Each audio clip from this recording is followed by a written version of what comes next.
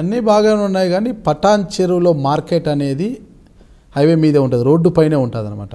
అయితే మీ కాలంలో ఆ మార్కెట్ను మరో ప్రాంతానికి తరలించాలని ప్రజలు ఎన్నిసార్లు వినతిచ్చినా కూడా మార్కెట్ను తరలించలేదు. ప్రస్తుతం టీఆర్ఎస్ ప్రభుత్వ హయాంలో ఆ మార్కెట్ను తరలించారు. అది మా దురదృష్టం ఏంటంటే నిజంగా మీరు అనే క్వశ్చన్ 100% కరెక్ట్. అది మా ఇంటి పక్కకే మార్కెట్.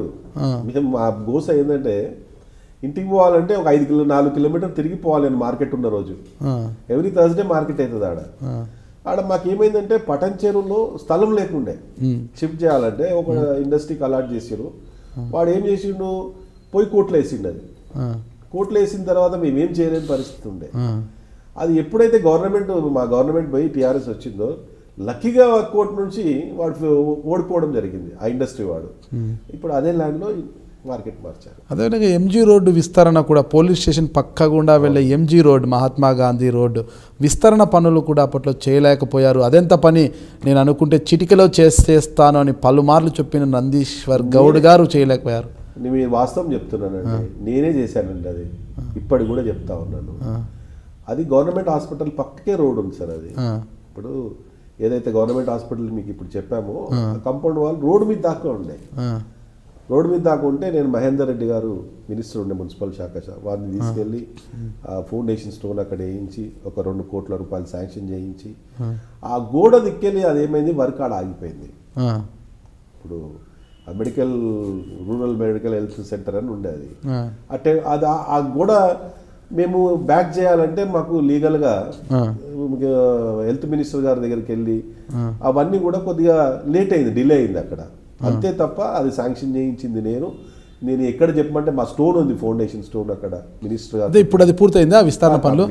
అంటే మీ హయాంలో మంజూరు అయింది, పెండింగ్ ఉన్న పనులు పూర్తి చేశారు కాబట్టి ఆ క్రెడిట్ మీదే అని అంటారు.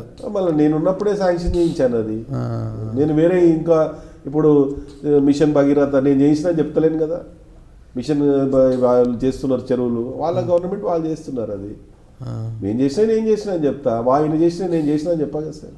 సరే, ఇంకొకటి పటాన్ చెరువు అంటేనే పారిశ్రామిక వాడ, పెద్ద ఎత్తున కార్మికులు ఉంటారు. బిహెచ్ఈఎల్, బీడీఎల్, ఇక్రిసాట్ ఇలాంటి పెద్ద పెద్ద సంస్థలన్నీ కూడా అక్కడే ఉన్నాయి.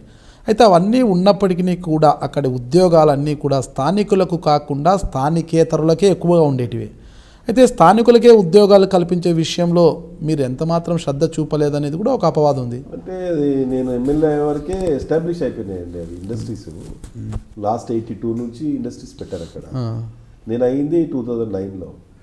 అంటే దగ్గర 25-30 ఏళ్ళు అయిపోయినాయి ఇండస్ట్రీస్. బీడీఎల్ ఇండస్ట్రీస్ డెవలప్ అయ్యే కొద్దికి కూడా ఉపాధి అనేది కూడా పెరుగుతూ పోతుంది. అక్కడ స్థానికులకు ఉపాధి లేదు. ఎక్కడెక్కడ ఒరిస్సా, కర్ణాటక, తమిళనాడు ఎక్కడెక్కడి నుంచో వచ్చిన వాళ్ళకు ఉపాధి కలుగుతుంది తప్పితే, అంటే ఇండస్ట్రీ డెవలప్ అయ్యే కొద్దికి ఉపాధి లేబర్ కూడా పెరుగుతుంది, వర్కర్స్ పెరుగుతారు.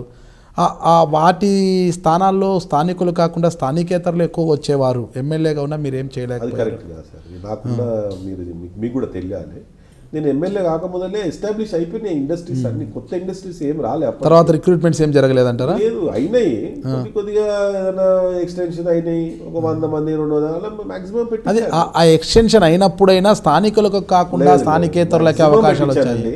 ఉంటుంది సార్. ఇప్పుడు హైదరాబాద్కి వెళ్ళి వస్తారు అన్న, హైదరాబాద్లో ఉంటామన్నా పెట్టి తప్పదు కదా సార్. అది ఎవరో చెప్తారు, స్నేహితులు చెప్తారు, ప్రెజర్స్ వస్తాయి, బయటకు వెళ్ళి చెప్తారు, పోలీస్ డిపార్ట్మెంట్ వాళ్ళు చెప్తారు. ఎన్ని ఉద్యోగాలు ఇప్పించారు మీరు ఎమ్మెల్యేగా ఉన్నప్పుడు? చాలా మంది, ఒక 2000 మందికి ఉద్యోగాలు ఇప్పించారు. ఇక్కడ అన్ని మీ దగ్గర ఉన్న కాన్స్టిట్యూషన్లో, బీడీఎల్లో కానీ బిహెచ్ఎల్లో కానీ, కిర్బీ ఇండస్ట్రీ, కొత్త ఇండస్ట్రీస్ వచ్చినాయి కొన్ని, దాంట్లో అన్నింటిలో పెట్టించాము. కొన్ని వచ్చినాయి, చాలా రాలేదు.